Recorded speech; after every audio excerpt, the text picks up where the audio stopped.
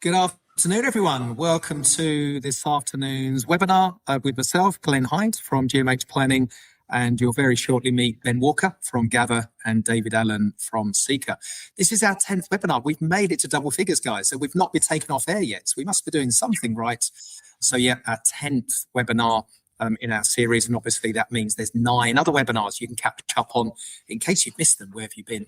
But today we're focusing on something a little bit more detailed. So we're diving in to contractors' value engineering proposals. So how potentially ideas can be offered up and how they may or may not change prices and things like that. That's what we're going to explore. So what's the reason that a contractor might be proposing some of these things? What's in it for both parties?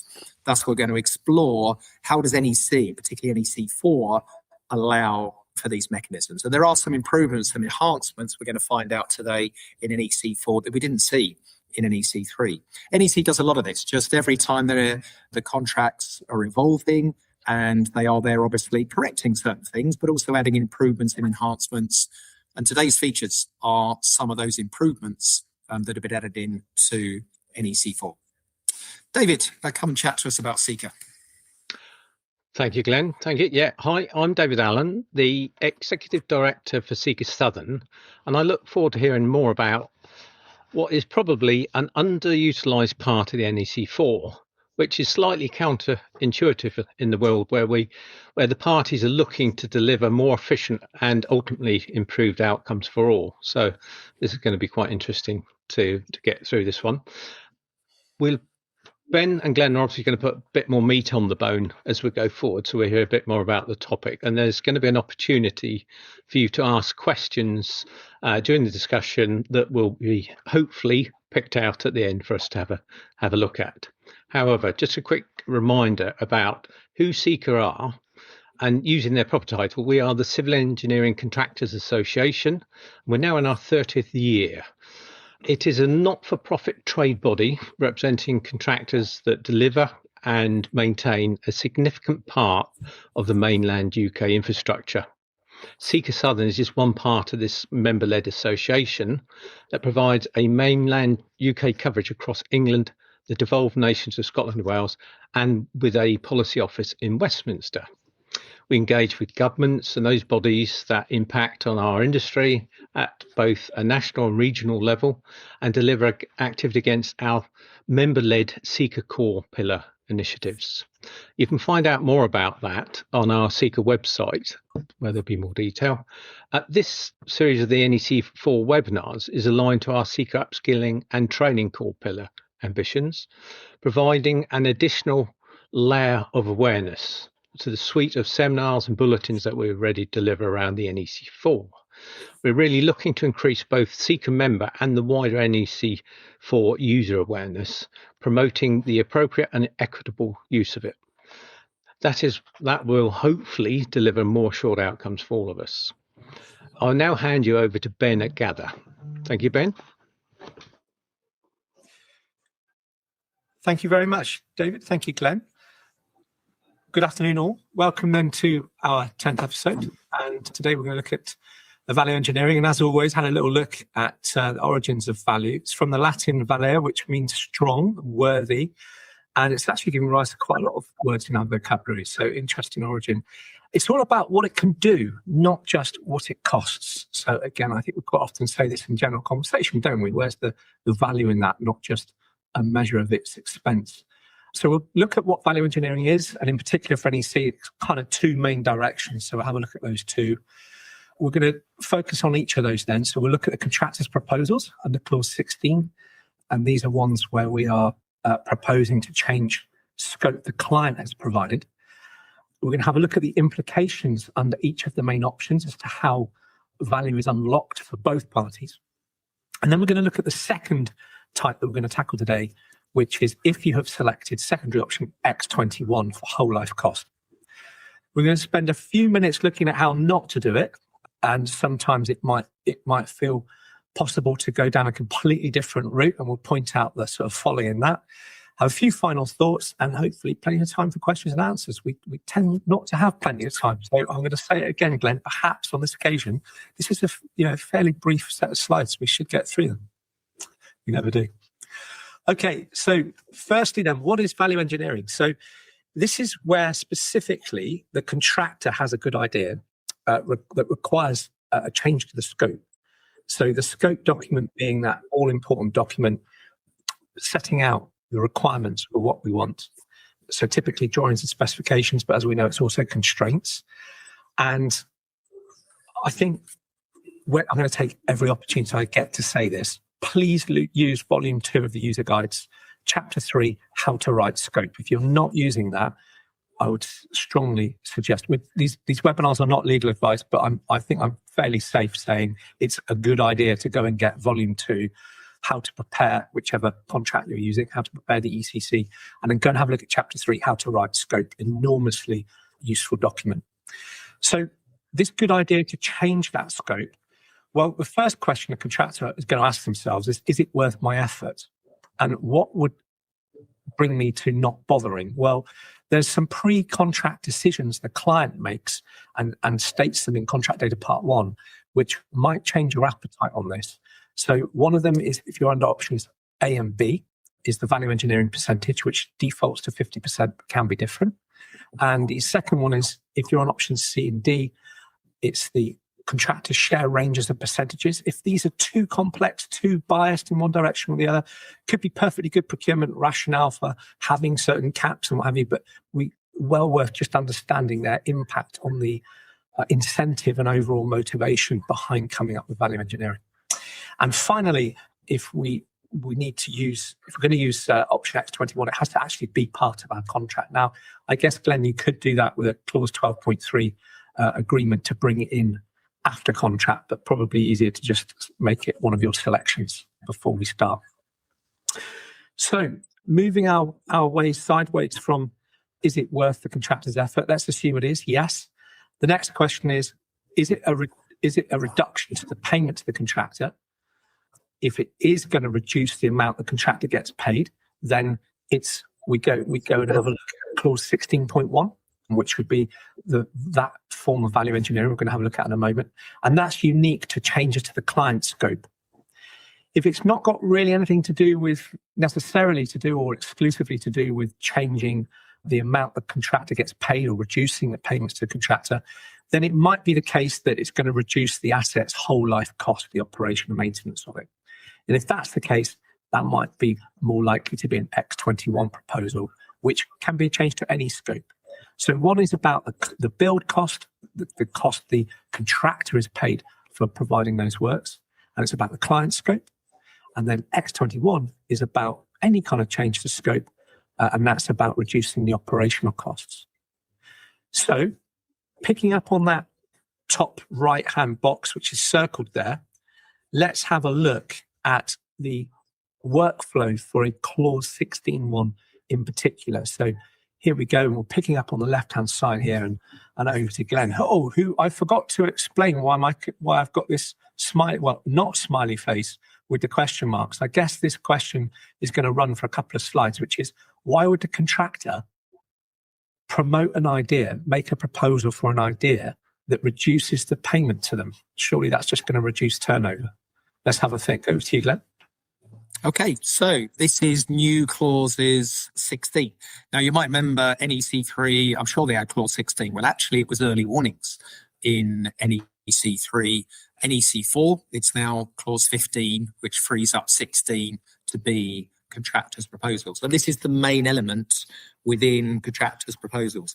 The only other element that drops into this, which we don't cover today, but I might as well say it, 16.3 is where the contractor can propose a change to the working area. That's the only other bit that drops into the contractors' proposals. And obviously, the contractors get paid for people within the working areas. There might be a reason why they would want to add to the working areas. They've got a new satellite office they've had to set up that's outside the boundaries of the site, for example. But that's just an aside, not really part of today's topic, but it's the only other bit that drops in to contract proposals. There's not a whole litany of things that, there's loads of stuff in section 16. There's two fundamental elements. Proposals change the working area, which we won't cover today, and this one, which is basically what amounts to a value engineering proposal.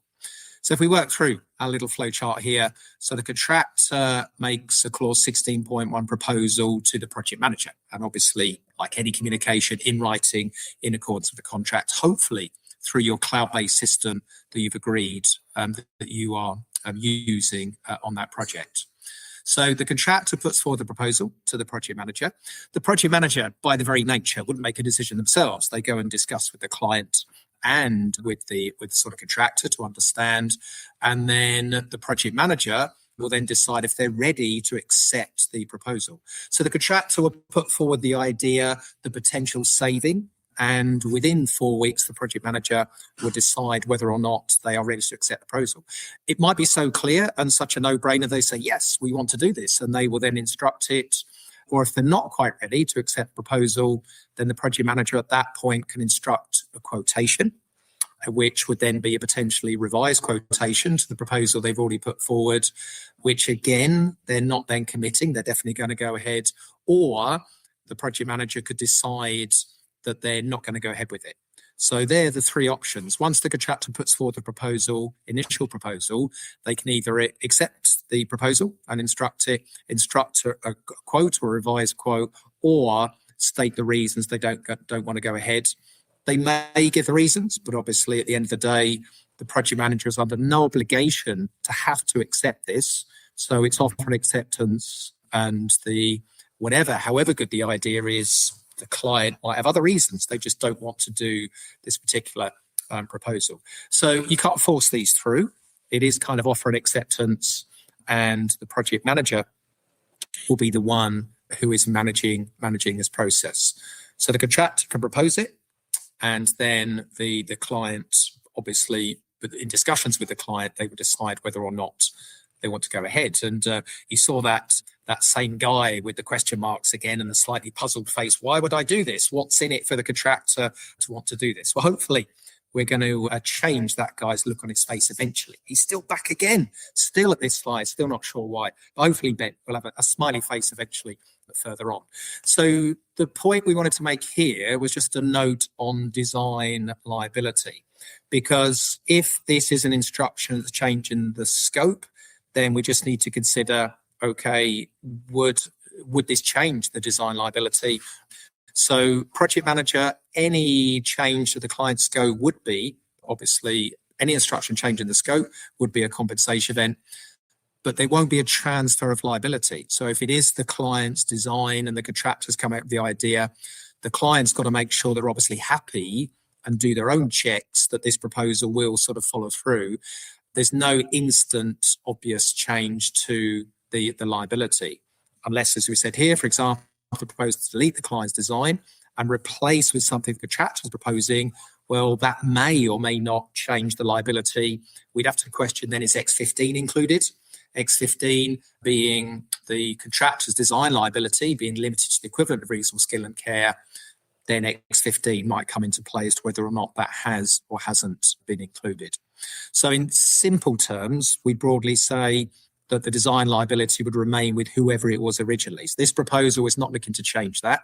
So whoever's party has the design responsibility would need to make sure that by accepting the proposal, they're still happy with that design liability. Anything to add there, Ben? Oh, you're on mute there, Ben. No, I think that covers it, Glenn. That'd be an expensive round, wouldn't it? No, I think that covers it.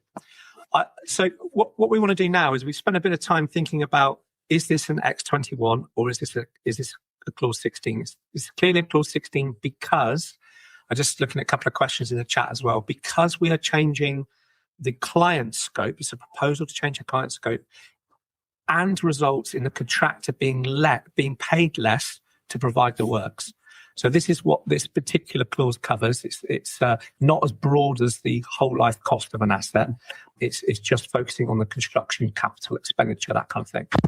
So what we're going to do now is we're going to solve that confusion, the question marks next to our mind there. Why are we doing this? We dealt with that express bit right at the front of the contract in clause 16 that sort of sets out how we go about triggering this procedure. And I want to pick up on that top right-hand corner now, where we're assuming we're going ahead. PM has accepted a quotation, instructs to change the scope. So let's pick up from that, and we land in the top left now. PM accepts quotation and instructs change of scope. So that's where we left off on the previous slide. So because we're doing that, we also have to notify a compensation event. It's one of the event types under 60.1 that the project manager would be responsible for notifying. So there's no time bar on this. So we would be responsible for notifying that. And you can see across the top there, I've highlighted options A and B. That's because I'm going to talk about A and B, and in a moment, Glenn's going to talk to you about C and D. And you can see, Glenn, you're happy to see there that the person there without the question marks, because this is the answer to that question. Where is the value unlocked for both parties? So this is how it works for options A and B. We leave clause 16 behind, and much further on in the contract, now that we know it's going to give rise to a compensation event, we come to that next blue box. Assessment follows or complies with clause 63.12. So in the case of options A and B, 63.12 becomes relevant. And this is only relevant for this type of event where the change has arisen through a proposal from the contractor. And in this case, what might have been a really big idea of maybe a £400,000 saving, what we do here is we capture that value of the compensation event and we don't reduce it to its full extent of £400,000. We're gonna multiply it by the value engineering percentage, which, as we said, by default is 50% unless you change it. And that's going to give us a result in this case of a sort of tempered reduction to the prices of 200k. So for a £400,000 compensation event reduction to the prices, we're actually going to end up with a £200,000 reduction. And you can see in the little chart below, we've got the value of the assessed CE at 400,000, but the implemented value of the CE is only to reduce the prices by 200. So you've got total of the prices before the compensation event and total of the prices with the compensation event, and you can see that a fair bit's left in. Now, just for comparison, just remember, if this had been an idea purely of the project manager, purely come from the client and project manager, then they would have just given a clause 14.3 instruction, changing the scope, and the contractor would have seen the prices reduced by the full 400,000. So the fact that they've had this idea, while the costs, all things being equal, the costs should reduce by 400,000, because that's what the true and full assessment under the CE has been. We're actually keeping half of that in the prices. So obviously that's a massive chunk of profit there that I can't do the maths off the top of my head, but for margins where we might be making 200%, that's a 50th, isn't it? So 200,000 times 50, that's a lot. I can't do the maths. 10 million, is it? So it's equivalent to winning £10 million worth of work and successfully delivering that work and making the typical profit on it. So yeah, massive. If you've got client designed projects where you are coming with good ideas, clause 16 is definitely an area you want to be aware of. Everyone's happy. Right, so that's what happens under A and B. We make the calculation as we go. It's per compensation event. And we've just got to remember that value engineering percentage is stated in contract data. So if pre-contract, the client wants something other than 50%, then they need to state a different percentage in contract data part 1. However, well worth just thinking this through, because you can trip yourself up with this. Remember, we're dealing with a price reduction. So for a particular event, and I hope I've got this around the right way, Glenn, because I still have to think about it. The higher the percentage, that actually favours the client. The lower the percentage favours the contractor. So the lower the percentage, the less that price reduction is reduced, and therefore the more of the money stays in the total of the prices. So make the percentage too high, and it's actually going to discourage that innovation. Remember that first slide where we had the why should the contractor bother question, and it's a genuine one. Yeah, if we strip out all the benefit and all the incentive, then why would we bother? So a quick recap on that again. We assess the compensation event exactly how we would otherwise, but before we implement it, we're applying the assessed value to the value engineering percentage to reduce the amount of the overall reduction, and thus leaving some of the price in there. All things being equal, the cost should come in as per the quote, much lower than otherwise, and therefore the contractor shares the amount of the value engineering percentage of that saving. Whereas if it had been the project manager's idea or come from the client directly, the client's designers perhaps, it would just be processed as a change, which would have permitted the prices to drop by the full amount. So really, if you're not using this, never heard of it before, definitely go and have a read up on it. It's a really good mechanism. Now, just talk about A&B. Sorry, go ahead, Glenn. I was going to say on that slide there, Ben. So just you said it. No, sorry, the next one. So just on your the final words on A&B, you've already said it, but I think it's just worth repeating. So higher percentage favours the client, but as Ben has said, on the surface, a higher percentage favours the client, but then if the contractor's not going to get much out of this, then they're not going to likely to put this forward, and neither party gets any benefit. So it's really important. I saw very recently, Ben, I saw two clients who both set the fee percentage at 10%. Now, do you think they really wanted the contractor to get 90% of the saving, or do you think they just got that completely wrong? I think they might have looked at it and thought, oh, value engineering, we'll let them have 10% of any good idea. and at that point, you'd have inadvertently given 90, yeah. I think we're bringing a question at this point. Is there a risk? So thank you for your question, Peter. Is there a risk that the PM client sees this saving and perhaps views the CE in a less favourable light?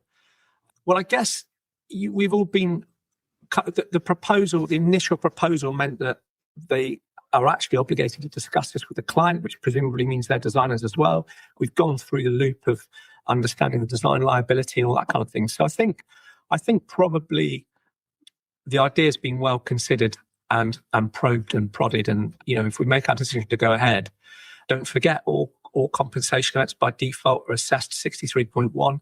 So you'd be doing a full defined cost assessment without the CE and a full defined cost assessment with the CE. And it's the difference between the two. So any kind of consideration along the lines of your question would have to depart from one of those fairly transparent bits of the process. So I think there'd be plenty of opportunity to push back as if it was any kind of event. Glenn?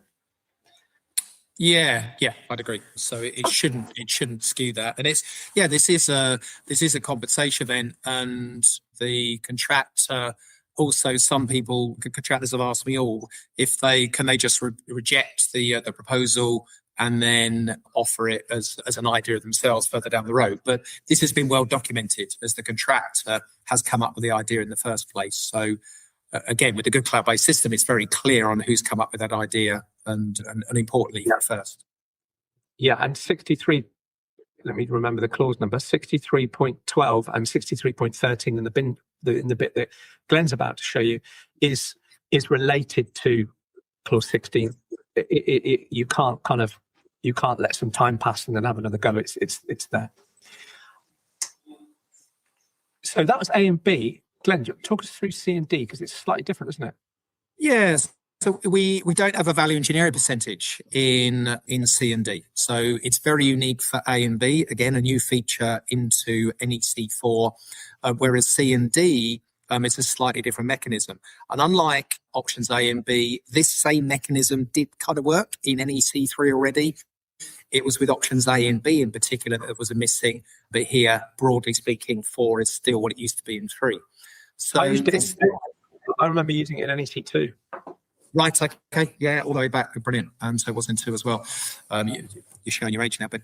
So here we've got clause 63.13 that says the prices are not reduced. So we don't need a value engineer percentage because the target before the compensation event remains the target after the compensation event. The contractor's forecast cost comes down, and the difference then goes into the same sort of commonly known as gain share pot, assuming you're under the target. So it will be shared, whatever the percentages are within your contract data. Now, again, those percentages could be a straight 50-50, 60-40. Sometimes they're bandings. So it might be that a certain amount for the first, 10% under the target, the contractor gets 50% share. Maybe for the next 7.5%, the contractor gets 30% share. And below that, they only get a lesser share. So it might be that this value engineering brings you into another band. So it might be you get slightly less of a saving, but whatever that saving is still going to be more than your fee percentage, inevitably. So it's always going to be worth your while in terms of coming down. I guess the only time it wouldn't be worth your while is if there's a cut-off and your good idea takes you into a band where you no longer got any gain share. I guess that's the only time where you would actually lose out altogether on what otherwise is a good idea. So that can happen, can't it? There can be a fairly rational reason for doing that. Sometimes you and I debate this a fair bit. It's not always wise just to choose a target contract because we're not sure what we want. It does have the mechanism for sharing the risk, but I don't know about you. I'd still favour going off and improving the knowledge about what we want, doing a few more studies. But if you do that, then one of the things that people feel a little bit safer doing perhaps is to cap the amount of gain share that's available to the contractor in case it was just a poor design from the beginning. And actually, we kind of don't want that feeling of an artificial saving. So maybe we say, well, what's the maximum that's a sensible saving? Maybe it's 10 or 15%. Beyond that, we're a bit nervous. So you can get these situations where the gain share is capped quite early. And actually, if you are making those savings and you're getting near that limit, and then you've got something genuinely innovative, then I guess that is where it could work against you if you've been a little bit too restrictive. I don't know whether that supports what you were saying. Yeah, it could, couldn't it? But it's a good problem to have for that stage. And look, the client will be very happy for at least 15 minutes. And think you're the best contractor in the world. So yeah, easier mechanism in as much as the saving that results just goes into the global pot, which obviously I'm sure you're very familiar. I think we've done a webinar on option C already where that pain gain calculation is done at the end. It's done once. So kind of Ben already said that with options A and B, you know the saving you're going to get along the way, whereas the only downside, is it a downside? Maybe, but that you don't get the visualization or the reality as to exactly what you're going to get because that calculation is done once at the end. So there's a preliminary assessment done at the completion of the whole works, and then the final assessment, obviously, with the very final application. So yeah, the share ranges, percentages will sort of alter the real life cost the contractor will get from that benefit. So the more these configured to favour the client, the weaker the motivation of the contractor to propose that value engineering. So it's like anything. We've talked in these sessions before that either party's got to be, particularly the contractor's got to be motivated. There's got to be something in it for them to want to do these things. So things like KPIs, project KPIs. How often, Ben, have we seen KPIs that actually do the opposite of what they're trying to do? They try and add a benefit, but actually encourage behaviours that don't anywhere near construe the original behaviours that were originally put in place. So wrong percentages, whether it's the share percentages or the wrong value engineering percentage, will then kind of detract or devalue potentially the benefit it was trying to bring in the first place. Absolutely. And I should have said at the start, please do engage in the chat there. Do send your questions through. We'll try and get through as many as possible. I'm particularly interested on X21 as well. So I can see another couple in the chat. We'll bring you in shortly. And you and I haven't had a huge amount of experience of X21, I don't think, Glenn. I've seen a few Clause 16s, but interesting to see what everyone else is thinking about these and share the kinds of examples that you've got if you're happy, without perhaps naming too many real projects. If you're happy to put them on, and we can flash them on the screen here, because it's not all about the works themselves, is it? I think I've seen ones around some constraints that perhaps have been lifted. So it might be that you were assuming you were going to allow a certain amount of settlement on an earthwork embankment, and then you come up with a slightly cleverer design so the piles can resist lateral forces from uneven settlement, and suddenly you can advance the work. So there's a few things like that. It's not always necessarily about the materials used or anything like that. It could be more broadly about the scope. So yeah, worth having a think about reminding yourselves what scope is. It's more than just drawings and specifications, and thinking a bit broader around how that client scope might be tweaked or changed for benefit. Good stuff. Okay, let's go back to that slide that we looked at before. So this is the one we started the webinar on. Is it worth the contractor's effort? Yes, but this time it's not about the client scope exclusively and not about reducing the capital build cost. Now we're thinking about, well, any scope that might bring about an operational benefit. So perhaps we're talking about, alternative local sources of power, perhaps a wind turbine or a set of solar panels or something, maybe a different kind of plant or machinery that's been spec'd that you think could bring back some kind of benefit in operating costs. So yeah, we're thinking a little bit broader. Should we put the computers in the basement rather than the roof? I don't know. I'm not a buildings engineer, but all these sorts of things that might bring about an X21 proposal. So we have to have this in the contract for it to work. So if secondary option X21 is in the contract, then we can go ahead and make one of these. So the contractor may propose a change to the scope in order to reduce the cost of operating and maintaining an asset. Now, interestingly, there's no express requirement to consult with the client.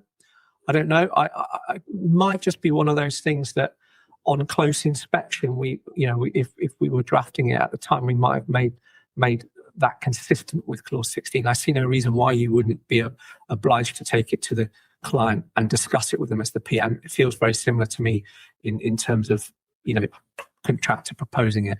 Perhaps someone out there knows why there is a difference between the two there. But I think in practice, obviously, you're going to be discussing this with your client. The quotation then includes, it's a little bit broader. So the quotation that you go in with, if the project manager is prepared to consider the change, the contractor will put in a quotation detailing the idea, a forecast whole life cost reduction. So perhaps you're forecasting over 20, 50 years, whatever it might be, an analysis of the resulting risks to the client. So a bit of a SWOT on the idea, proposed change to the prices, and any revised program showing proposed changes to the completion date and key dates. So those last two bits kind of mirror what quotations for compensation events require: proposed change to prices, proposed change to the timings. But very importantly, this is not a compensation event. So we are not within the framework of the NEC compensation event rules of assessing and the defined cost and all that kind of thing. And the other thing before I hand over to Glenn and we just explore the last part of this process is just to say that, and this comes up a second time in a minute, if the project manager's not prepared to consider the change, they are then, their ability to subsequently give that as a change is prevented. So that if you decline an idea, you cannot then separately go ahead and progress with it. So I guess you can't take an idea proposed to you earlier and then kind of attempt to remove the contractor from having some benefit to it. But let's have a look at this a little bit closer, because the story progresses a little bit further, Glenn. Sure. Just on the last one, I'd just probably say that in my experience, it's less likely to lead to a change in the completion date. Actually, less likely, but not impossible. Certainly not earlier. And yeah, it's normally, in the most part, I'd say these are, in the summary, spend money now to save money in the long run is typically what these might be. Not strictly true in every case, but whereas the sort of value engineering is generally to save money, these are save money in the long run. But in the likelihood is that there's going to be an increased cost. Now, if it's cheaper and going to save money, well, happy days. But very often these will be to have a long-term saving, but maybe a short-term increase in cost. Which, as Ben said, why would you not liaise with the client? I think a client would be pretty miffed if their project manager has accepted a proposal that's going to cost them money, and they may or may not agree that it's going to have that long-term benefit. The client's got to be pretty confident it will give that long-term benefit. If there is, I don't know, if you were to install this more expensive material, it won't need as much maintenance. It's going to save you £10,000 a year of maintenance, but going to cost you £50,000 now, but it should last 15 years. So the client and the project manager initially, but on the client's behalf, has got to be pretty sure it will reach that benefit. What the project manager or the client can't do is knock on the contractor's door in 15 years' time and say, we didn't get that saving, we want our money back. So they're obviously going to have to be confident that it will give the proposal or give the long-term benefits that the proposal is being put in place. So here, the contractors, obviously made the proposal. Project manager deciding, would they be willing to consider the change? We've had a chat about this offline, myself and I said to Ben, could you see a reason why a client shouldn't include X21? And Ben's immediate answer was, not really. Well, why not? And that's my view. We did put a similar poll in the LinkedIn group, our NEC People LinkedIn group, and it wasn't as conclusive as I thought it was going to be. I think like 55% thought, yes, they should always include it, but 45% of a fairly low poll, it's about 69, 70 people, still some people were saying no.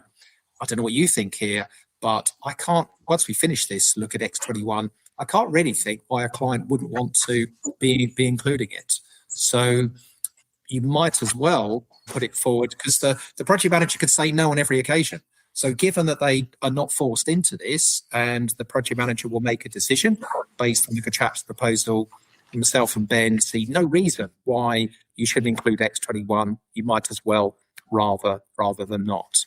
So project manager, if they don't accept, then that's it. It goes no further. If they do accept, then the project manager instructs to change the scope. But this will be an exception to being a compensation event. So it won't be a compensation event. And then the project manager will change the prices, the completion date, and any key date accordingly, if that is the case. But typically in our experience, in most cases, it will probably be an increase to the cost initially to save money in the long run for the client. That's what these are here mainly to encourage and introduce. Absolutely. Got an interesting question here from Sian. Thank you for the question. What is the reason that Clause 16.1 and 16.2 is treated under the CE process, therefore time cannot be reduced, but X21 is treated as a commercial deal instead of a CE? I think that's a good question. I think off the top of my head, I would say that you affect the change to the scope as it relates to the cost the contractor is being paid for the works. All of that fits neatly within the existing tools of NEC. But where we are considering costs beyond just the provision of the works and into things like whole life costing, there might be a bigger conversation to have, I guess. And there are potentially other things at play, like design liability and other considerations, maybe planning, all sorts of things like that, I guess. Health and safety, perhaps. I quite often wonder why health and safety, we could maybe bring that in as well. It's not just a benefit perhaps to the whole life cost. Is there an argument to the health and safety and operation of something? I remember switching from internalized jacks on a bridge to boxing them so that they were on the outside and boxing them out, and thinking, well, that's more than just a saving for maintenance. That's actually a safety point as well. So I think where it's broader, and again, if you think of the other places that NEC does this, so acceleration, again, that's more of a commercial consideration, and a defect acceptance as well. It's more than just, a design decision. It's broader than that. It could be aesthetics. It could be that time is of the essence and we just want to move on, and therefore we're willing to compromise a little bit. So we're kind of going outside of those standard contract mechanisms, and it becomes more of a commercial conversation, which is my understanding why design defect acceptance moves from the supervisor back to the project manager, so we can make that more balanced technical and commercial judgment. Anything to add on that question, Glenn? But thanks for the question. No, I'd agree. I think for that reason, the three elements, X21, defect acceptance, or a quote for not correcting a defect, and then acceleration, they're treated as a view of, well, here is the offer, and the project manager can't make their own assessment of those elements. If you take acceleration, the big part of acceleration will be the contractor's view on risk, on having to finish earlier. If the project manager can make their own view of that, that would be wildly subjective. And now the contractor's forced into doing something for a lot lower risk, and they'd have to challenge that through dispute process. So yeah, I think it's viewed in the same way. There's a lot wider ramifications here. So it's one of the rare offer and acceptance, take it or leave it, rather than through the CE process where the project manager can make their own assessment. I don't know, though, the more I think about your question, I do like the challenge. I wonder whether an alternative route to do this would have been to assess the change to the scope that triggers this as being a compensation event under the normal rules. And as Glenn said, it's quite likely you're going to spend a bit more money, maybe take a bit more time in order to deliver a longer term benefit. And then maybe a second part of it, which might be the commercial negotiation to cover the share of the value. So I can see, I could see why you might make an argument for both.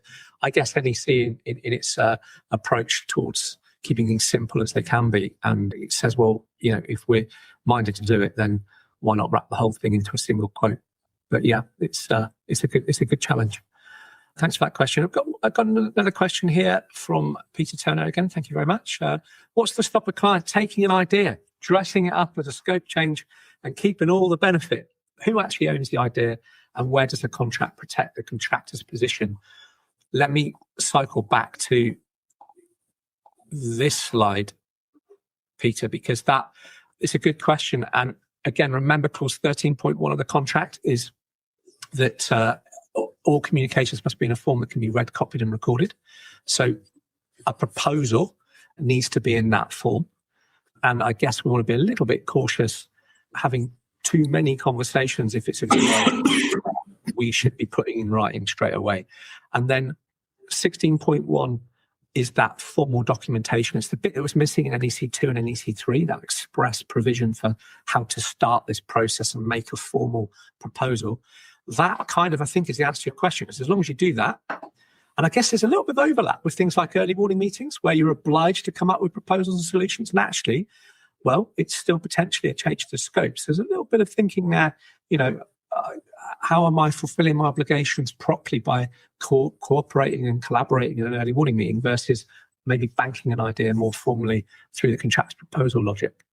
And then as we move on, we can see that this then triggers, and the testing clause 63.12 and clause 63.13, regardless of which of those four main options you're under, that test is, did it come from a contractor's proposal, which should be in a form that can be read, copied and recorded. So and again, like Glenn said, if you're using contract management system, hopefully we can find it quickly, associate the two together, and off we go. Hope that answers the question. Anything to add to that one, Glenn? No, that's it. So it's about documenting it and getting the idea on the table, whoever's come up with it. Because as we've seen, if the client comes up with the idea and it's not value engineering, it's a change of the scope to get the full benefit. So yeah, contractor needs to document it first. Do you think? I mean, you asked the question in your poll on LinkedIn about, is there any downside to taking X21? Is there any downside to taking X15?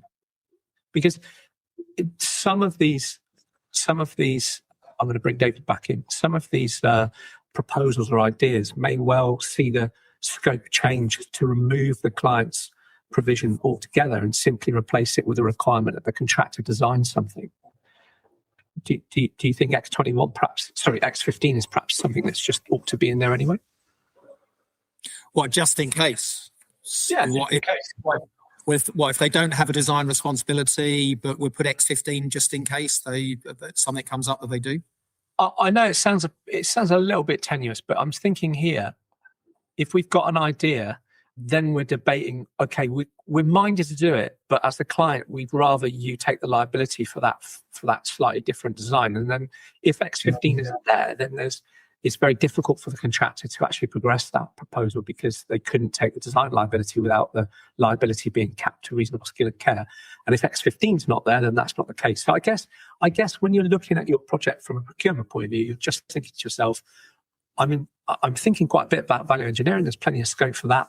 Is there a chance that we might want to make sure the liabilities on the contractor there, in which case X15 might be? It's one of those questions, isn't it? When would you not take it? We have a similar debate about X2, don't we? When would you not take X2 as a sensible allocation of risk for changes in the law? Yeah, it wouldn't do it would do no harm if X15 is there and the contractor's not initially got any design. It's just there just in case. It wouldn't do any harm. It would just be benign, wouldn't it? Yeah. David, did you want to come in before we jump to the next bit? Oh, you're on mute, sir. Let me see if I can unmute you. Go ahead, David. Sorry, yeah. Two aspects. So obviously, you're talking about X15, but going back to X21, it all depends. If the project manager's not selecting X21 or the client's not selecting X21, I suppose it really depends. The importance of that depends on the route that they're taking for procurement. And if you're sort of going down the route where it's a competitive bid situation, then the contractor's going to put forward the best option they've got to get over the threshold, as it were, and to pick up the project. And if you don't have X21 in there, any sort of benefits that they may be able to add at a later date, or any improvements in technology or awareness, will not be entered into the fray, as it were. You won't be able to take advantage of that if you haven't included X21. So, in a way, you're shooting yourself in the foot as a client by not allowing that opportunity, because often through the development of a project, opportunities do arise. In terms of X15, then you've got to consider the risk perspective that the change may be imposing on the contractor above and beyond. And I know that obviously X15 sort of tailors that to a degree, but the whole process is the change is being done on the basis of the client need, and the client is still liable for that. So if you are then going to change that circumstance, then that needs to be fully considered by the contractor and the parties as to how it sits. Absolutely. No, completely agree. So I've got a quick question. I'm going to come to you, Terence, just after we've done this next slide, because I just want to briefly talk about how not to do it. And this is a genuine mistake that some people make. So worth just flagging up here. Don't make the mistake of thinking that clause 21 contractor design submissions and project manager's acceptance is a way through presenting a good idea. It's not the right place. A project manager's acceptance to a contractor's design is not a kind of secondary route to changing the scope. The only way the scope changes is by the project manager giving a clause 14.3 instruction. And you'll notice that the language of clause 21, for example, is about submits for acceptance. It's not for approval or for agreement. So any project managers listening out there, make sure you are disciplined in the use of your verbs. So don't approve or agree things where acceptance is the verb. Clause 14.1 specifically carves out acceptance. It says the project manager's acceptance of a submission from the contractor does not change the contractor's responsibility to provide the works or liability for their design, or words to that effect. So we need to be very careful. And in action, you might completely innocently be thinking to yourself, well, look, I can see in the bottom left-hand side there, I can see the scope document is wanting me to do something in green. Maybe I purely for my own reasons could do it in blue a lot cheaper. And if I can get that put into my contractor's design as blue, and then I get the project manager's acceptance, maybe it'll be okay. It's not. It's really not okay. And if you put blue on the finished works, you'll find the supervisor's going to be writing you a defect. So design submission and acceptance is not a shortcut. If you've got a good idea, or more generally, you just want to change something, maybe green is much more expensive than blue. That might be an early warning, something that could impact your total costs. It's the sentence underneath the 4 bullet points in clause 15.1. Alternatively, it might be, as we've just discussed, a clause 16.1 idea if it benefits both parties. Don't think that the right way to do it is through a design submission. It's not. Anything to add to that, gents? I think we covered that one. No, just emphasising. So acceptance doesn't transfer liability away for the contractor providing the works or liability for their design. So, yeah, it's a lot of contractors think, well, what's the point of accepting that it's meaningless? Well, it's not meaningless. It just doesn't mean as much as they wanted it to mean. So, yeah. Yeah, it's another pair of eyes, isn't it? And it's an opportunity. It's a gateway for another opportunity, because you're not able to proceed with the works until you've got that acceptance under clause 21. But it is nonetheless an opportunity for somebody to spot something. But it's not. If you don't spot something, it doesn't relieve you of the obligation that the scope puts you under. Is the sort of main point there. is as a contractor, thank you, Terence, for your question. As a contractor, which option is better out of A, B, C, D, and why? Well, I think you probably want to spend an hour or so. We haven't done a webinar on this yet, but a webinar, an hour or so, looking at the strategy behind the main options. I think there's several things you want to think about there. There is no easy answer to this. It depends on the context of your project, the knowledge you have of the ground, the quality of your scope, and all of that before we get into questions like what's the client's genuine risk appetite. And lots of people fixate on budget certainty. And actually, there's two dynamics to that. It's the certainty, but also value, and very difficult to get both. So option A will give you more certainty. Option B might give you better value, depending on the ground and nature of the project. So it's a big question. Keep watching this space, because we'll definitely do a webinar on this that unpacks that. Obviously, the various training courses out there certainly typically spend an hour or 40 minutes or so looking at this point in a bit of detail. In terms of what we're looking at today, value engineering, I think A and B gives you a little more upfront certainty, but C and D contributes to, in aggregate, to contributes to a gain situation. So I would say they're equally as important. Anything to add there, gents? I would have just answered a bit quicker, Ben. I'd have just said it depends. Yeah. I thought you were going to say attend one of my courses. I think with C&D, though, you have probably more opportunity to have an influence on the outcomes. Well, I think what's interesting, isn't it, is in C&D, all these main options, we are required to cooperate in a spirit of mutual trust and cooperation. We're required to cooperate. And if we follow the NEC procedures in that spirit, we'll also be collaborating.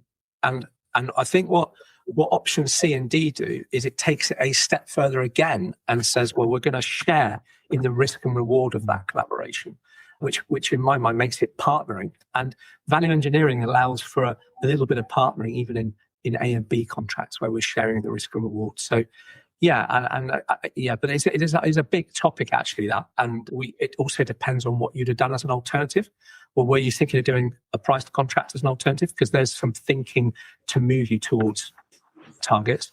And equally, if you are thinking of doing a cost reimbursable, then there's some thinking that might move you towards or further from targets. So it's a big topic, and well worth the time to maybe we'll do a webinar on that in the future. That'd be a good idea. Yeah. Right. Okay. I think that brings us to a few final thoughts. David, do you want to sum up for us? Yeah, thank you for that, Ben, and Glenn for that. I mean, I suppose starting in the right place before you even think about submitting some value engineering as a proposal, you just need to make sure that the existing scope is already clearly defined and agreed, so that there aren't any ambiguities if you then do proceed to submit a value engineering proposal. And that in itself makes it easier for the project manager to actually assess and accept any proposal that you put forward. The other thing to consider, particularly from a contractor's perspective, is that you're often constrained by the practical considerations around time, resource, and also the risk considerations when you're developing any proposals during a live project. So you really need to make that assessment as to whether this will really bring a benefit to yourselves and to the wider project. And really, at the bottom of this is, will it actually be balancing the commercial risk about that sort of potential shared benefit for everyone? So that's the starting point. Once you've got past that, as was picked up by Ben on a few occasions, is that you need to make sure that you're getting your proposal put down in writing and submitted in the right way, mainly so that it remains your own idea. So you're actually putting down the groundwork, you're actually sort of you're owning the proposal, as it were, from as early a point as you can. you're obviously going to be using clause 16 and X21 where it is included. And we have had some sort of discussion about whether we need to include X15 as well. And that's probably need further debate on that one. But certainly ensure that the design level perspective is adequately considered in any proposal, because it's the contractor that's actually proposing a change to the client scope, but the liability should not shift. So that's where the clarity needs to remain on that, and the contractor doesn't inadvertently want to be adopting any liability. The change needs to stay with the client.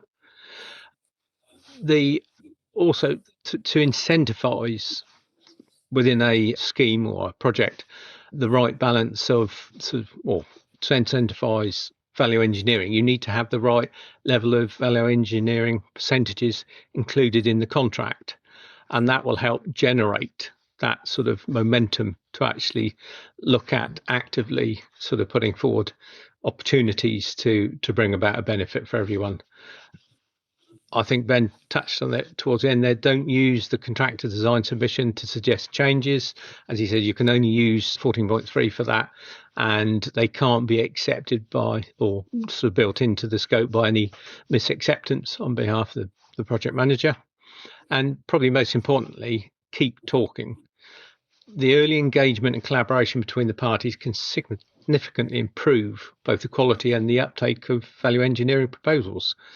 And where that is transparent and everyone's taking a fair approach to sharing the financial benefits between the parties, that's going to actually help drive genuine innovation. And that's probably all I was going to add to that, Ben. I'll leave it at that. Thanks, David. Yeah, no, good summary. We out of time, but I think we did questions during. It's quite good, actually. Quite a nice way to do them. I think we made sure we got a few more in. Leaves us to advertise episode 11. We're going to have a little break because there's a lot goes into these. So I'm trying to squeeze them in through the summer was going to be difficult. So we'll have a little break, and we're going to come back on the 7th of September with a topic called communicating correctly. So we're looking the 8 simple rules of clause 13, unpack those a little bit, think about how some of these systems, what all of their benefits, and making sure we're not inventing extra defined terms and things like that might be unnecessary. So it should be quite a good topic, Glenn. I think you've originally done something around this, haven't you? So we've got a bit of a head start. Yeah, we did one of our early seeker bulletins. So we'll be picking by that thread and more. So very, very important topic. Well, we hope you can join us for that. And I think in the meantime, this gets seen by about 3,500, so maybe 4,000 people over the course of the next couple of weeks following each of these going live. And it's a shame we can't get the benefit of all their questions and answers as well. So if you're seeing this, please do post it live. So if you're seeing it after the event, please do get in touch on LinkedIn, drop us some questions, particularly be interested in anyone who's used X21 and what your experiences have been, because I'm very inexperienced in it. It'd be really interesting to see how that's been used in practice. So I think that leaves us to say bang on time, Glenn and David. So thank you very much, everyone, and we'll see you at the next one. And please do carry on engaging us in LinkedIn, and we'll see you all shortly. That's bye from me. Thanks, everyone. Thank you too. Cheers. Thanks. Bye.